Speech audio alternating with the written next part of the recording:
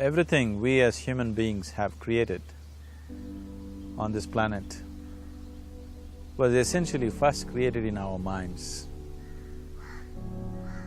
All that you see, which is human work on this planet, first found expression in the mind, then it got manifested in the outside world.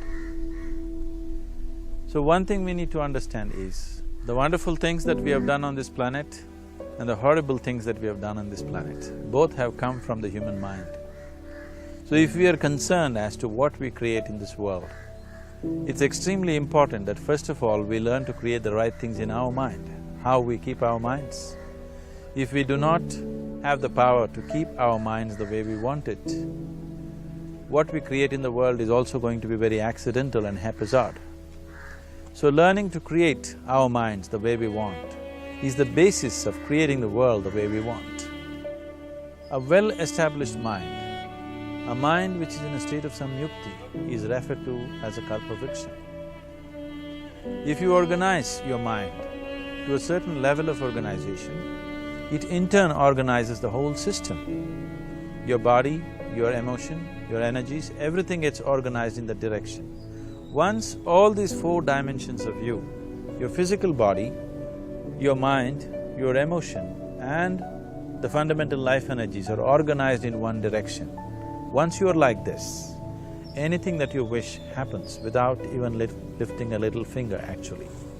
It would help to assist it with activity, but even without doing any activity, you can still manifest what you want if you organize these four dimensions in one direction and keep it unwavering in that direction for a certain period of time.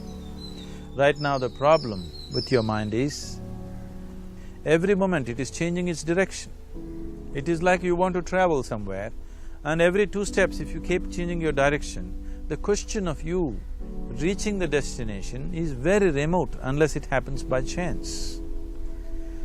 So, organizing our minds and in turn organizing the whole system and these four basic dimensions of who you are right now in one direction, if you do this, you are a kalpavriksha yourself. Anything that you wish will happen.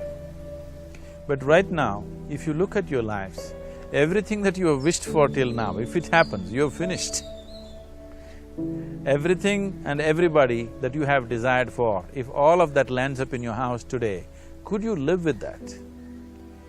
So if you want to become empowered, it is also important that you become responsible as to what you ask for and what you don't. Right now the world's situation is just this, we are hugely empowered with technology. Today it doesn't take six billion people to destroy this planet. One man by pressing the wrong button can destroy the whole planet. When we are empowered like this, it's very important that our physical action, emotional action, mental action and energy actions are controlled and properly directed. If it is not so, we become destructive, self-destructive. Right now, that is our problem. The technology, which is supposed to make our life beautiful and easy, has become the source of all the problem that we are destroying the very basis of our life, which is the planet. So what should have been a boon, we are making a curse out of it.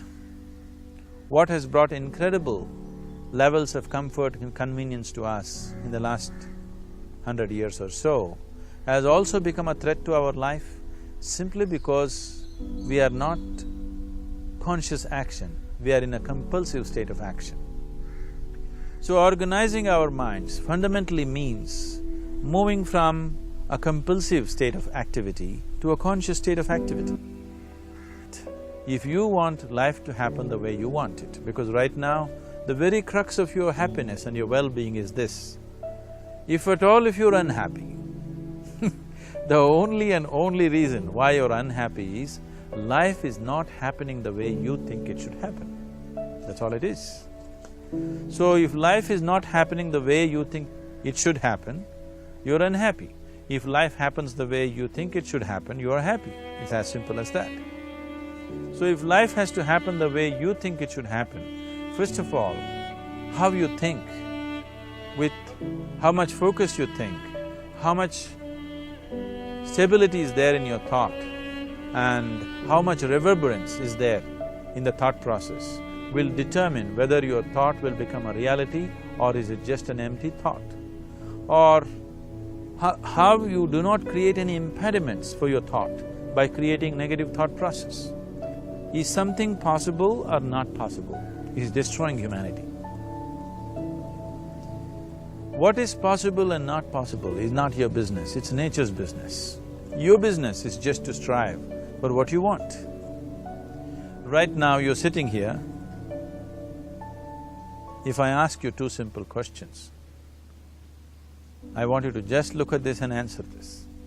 Right now from where you're sitting, can you just fly off? You say no. Right now from where you're sitting, can you get up and walk? You'll say yes. What is the basis of this? Why you say no to flying and yes to walking? Because past experience of life, many times you've gotten up and walked, never did you fly off. Or in other words, you're using the past experience of life as a basis for deciding whether something is possible or not possible. Or in other words, you have decided that what has not happened till now cannot happen in your life in future. This is a disgrace to humanity and the human spirit. What has not happened till now on this planet can happen tomorrow. Human beings are capable of making it happen tomorrow. So what is possible and what is not possible is not your business. That is nature's business. Nature will decide that. You just see what is it that you really want and strive for that. And if your thought is created in a powerful way, without any negativity, without any negative thoughts bringing down the intensity of the thought process, it will definitely manifest. The whole existence today, modern science is proving, is just a reverberation of energy. It is a vibration. Similarly, your thought is also a vibration. If you generate a powerful thought and let it out, it will always manifest itself. If you simply commit yourself to creating what you really care for, now once again, your thought gets organized in such a way, there is no such thing as whether it's possible or not possible. There is no hurdle in your thought process. Your thought flows freely towards what you want. Once this happens, making it happen will also naturally follow. So to create what you really care for, first and foremost thing is that what you want must be well manifested in your mind, that this is what I want. Is that what you really want? You must look at it, because any number of things in your life you have thought, this is it. The moment you reach there, you realize that's not it, it's the next one and the next one and the next one. So what is it that one really wants is one thing. First of all, we must explore. Once that is clear and we are committed to creating it, now there is a continuous process of thought in that direction. Once you can maintain a steady stream of thought without changing direction, definitely this is going to happen in your life, or it will definitely manifest as a reality in your life. So at every stage in our life, we tend to think, this is it. If this one thing happens, everything will be fine with my life.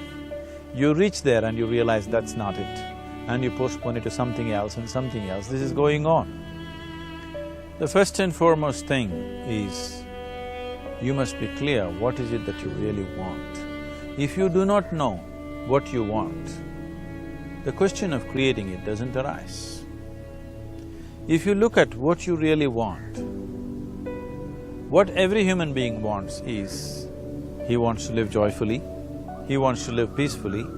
In terms of its relationships, he wants it to be loving and affectionate. Or in other words, all that any human being is seeking for is pleasantness within himself, pleasantness around him. If this pleasantness, if it happens in our body, we call this health and pleasure. If it happens in our mind, we call this peace and joy. If it happens in our emotion, we call this love and compassion. If it happens in our energy, we call this blissfulness and ecstasy. This is all that a human being is looking for. Whether he is going to his office to work, he wants to make money, build a career, build a family, he sits in the bar, sits in the temple, he is still looking for the same thing. Pleasantness within, pleasantness around. If this is what we want to create, I think it's time we addressed it directly and commit ourselves to creating it. So you want to create yourself as a peaceful human being, joyful human being, loving human being, a pleasant human being on all levels. And do you also want a world like this?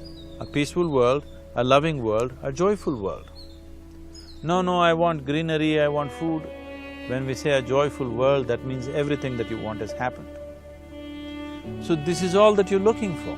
So all that you need to do is commit yourself to creating it, to create a peaceful, joyful and loving world, both for yourself and everybody around you.